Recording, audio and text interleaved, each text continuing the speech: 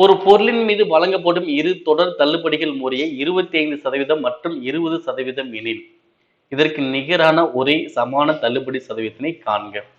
Okay, இது ஒரு repeated question. இது ஒரு ரிப்பீட்டட் கொஸ்டின். இப்ப பாருங்க, 2 தொடர் தள்ளுபடிகள் தராங்க. ஓகேவா? சரி, இப்ப இங்க என்ன பண்ணிக்கலாம்னு பாத்தீங்க அப்படின்னா, ஏன்னா 100% வச்சுக்கோங்க. எவ்வளவு இருக்கு? 100% இருக்கு. அதாவது 100 ஃபர்ஸ்ட் எடுத்துக்கிறேன். ஃபர்ஸ்ட் என்ன பண்றாங்க? 25% தள்ளுபடி. ஓகே, 100ல 25% எவ்வளோ?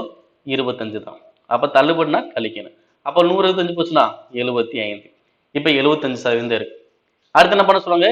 20% தள்ளுபடி கொடுக்கணும். ஏன்னா ஃபர்ஸ்ட் 25 முடிஞ்சு, அடுத்து 20%. அப்ப 20% அப்படின்னா 75ல 20% வேணும் தான் பார்க்கணும். ஓகே, நீங்க டேரக்டா 20 போட்டு கழிச்ச கூடாது. ஓகேவா? 100ல 25% 25 தான். அதனால 25 போட்டு கழிச்சிருக்கேன்.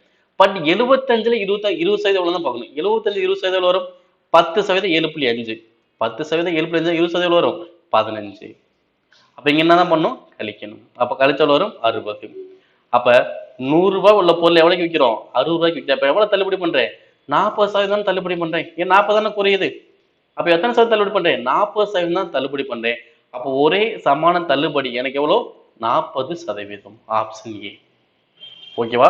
100%லிருந்து 60% குறையுது. அப்ப எவ்வளவு குறையுது? 40% தான் குறையுது. அப்போ ஒரே சமான தள்ளுபடி எவ்வளோ? 40%.